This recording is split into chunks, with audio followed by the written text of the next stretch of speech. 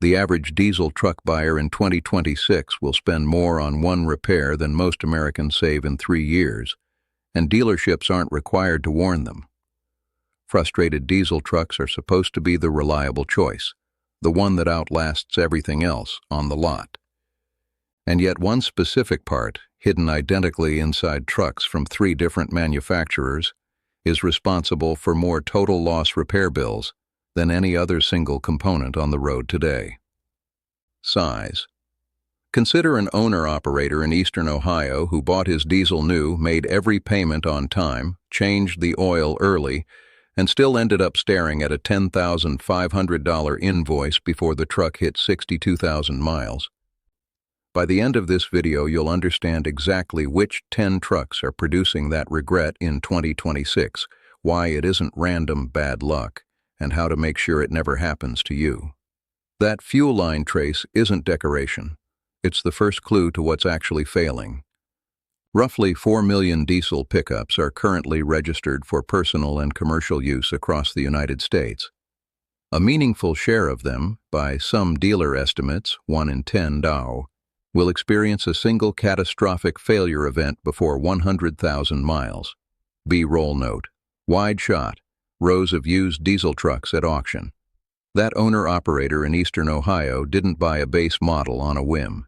He researched towing capacity, compared financing terms across 2 dealerships, and chose his truck specifically because diesel platforms have a documented reputation for surpassing 250,000 miles with routine maintenance.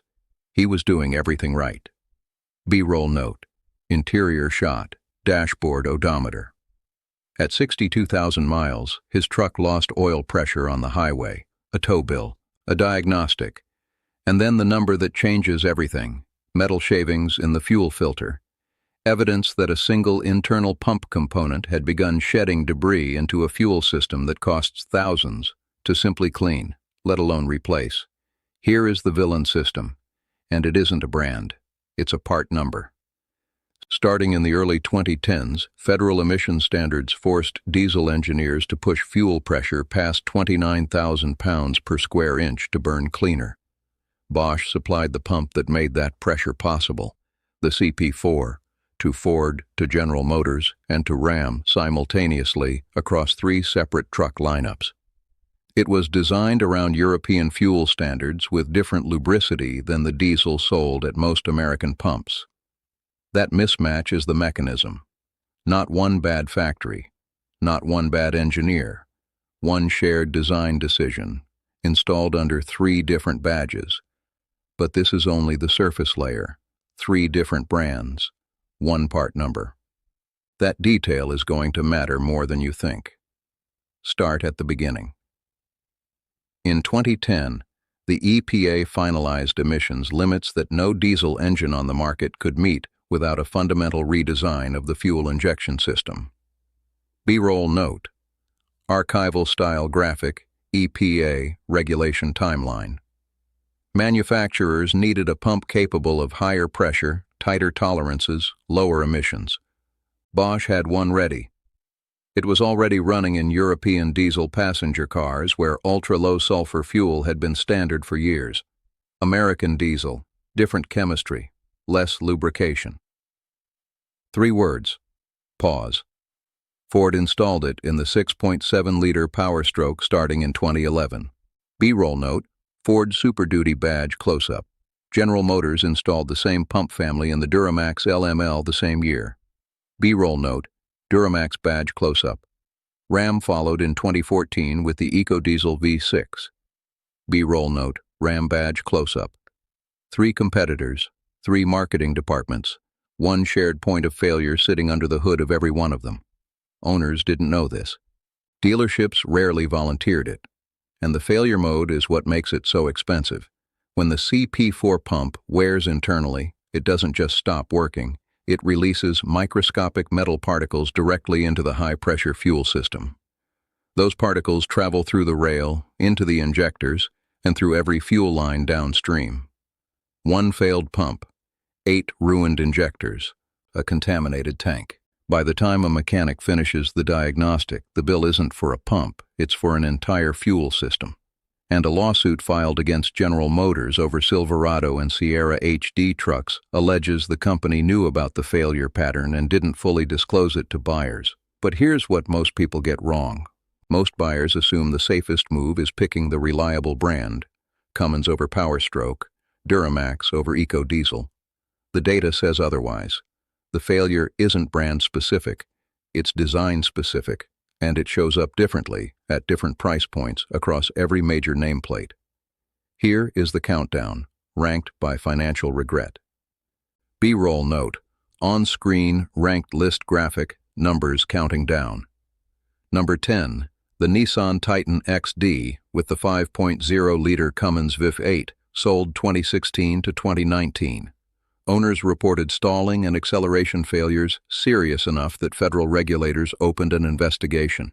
Nissan discontinued the engine entirely rather than fix it. Number 9, the 2024-2026 Chevrolet Silverado HD, currently under recall for tailgates that open unexpectedly, paired with persistent infotainment and camera complaints. A brand new truck generating used truck headaches.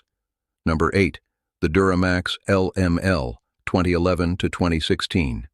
DPF and EGR failures on top of the CP4 problem.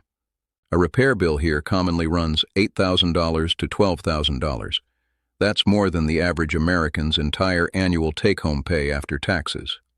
Number 7, the Ram 1500 EcoDiesel 2014 to 2019. Oil cooler failures let engine oil mix with coolant. On top of a CP4 recall Ram didn't issue until 2022, 8 years after the defect first appeared on the road. Number 6, the Ram 6.7 Cummins, 2018 to 2021. A diesel shop owner who tracks a full year of repair data called this specific model one of the most unreliable that we have seen, pointing to the same CP4 pump combined with internal lifter failures.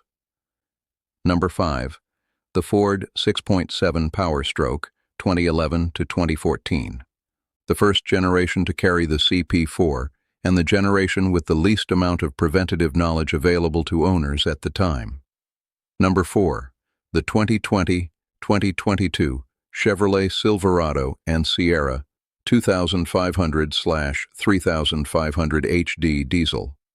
A separate, unrelated transmission recall stacked directly on top of existing fuel system risk. Two systems failing independently in the same trucks, in the same ownership window. Number 3, the current 2023-2026 Ford Super Duty. Improperly hardened rear axle shafts that can break. High-pressure fuel pump failures on certain diesel configurations, and a steering condition owners call death wobble. Violent oscillation at highway speed that Ford has issued multiple service bulletins for without a single universal fix. B-roll note, steering wheel close-up, subtle vibration effect. Number 2, the Ford 6.4-liter Powerstroke, 2008 to 2010. One independent diesel repair shop tracked 8 of these engines over a year. Nearly every single one suffered catastrophic engine failure, not a component. The engine itself. That Eastern Ohio owner-operator, his truck sits at number 1. Number 1 because it isn't really a truck. It's the CP4 pump itself, installed across every brand above, responsible for repair bills that a leading class action law firm now estimates between $10,000 and $15,000 per incident, with some documented cases reaching $18,000. A full CP3 conversion tincture, the preventative fix, costs $4,500 to $8,500. That means the repair itself costs more than buying the fix twice over and still doing nothing to prevent it. Here's the thing most owners suspected but never heard confirmed out loud. This was never a story about which brand builds a better truck. Ford, GM, and Ram all installed the same vulnerability at the same time for the same regulatory reason.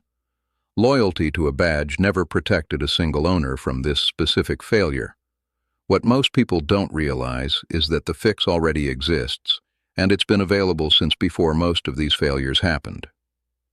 A CP3 pump conversion, the older, proven design, can be installed as a preventative measure for a fraction of the catastrophic repair cost. Diesel-focused independent shops have been recommending it for years. Most dealership service departments never mention it because they don't sell the part. Knowing this puts you ahead of the majority of used diesel shoppers walking onto a lot this month. They're still comparing horsepower numbers and paint colors.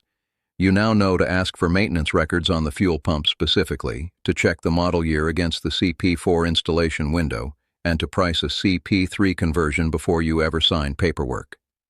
That's the forward reference this whole video has been building toward. The part number matters more than the badge on the tailgate. Which brings us to what happens next. New emissions rules take effect in 2027, cutting allowable NOx output by roughly 90% below current limits. That means another generation of fuel systems is about to be redesigned under the same pressure that created this problem the first time. The owner-operator in eastern Ohio has since had his fuel system converted, and he now checks every used listing for the one detail that dealership window stickers never print. The next wave of buyers won't have that advantage unless somebody tells them first.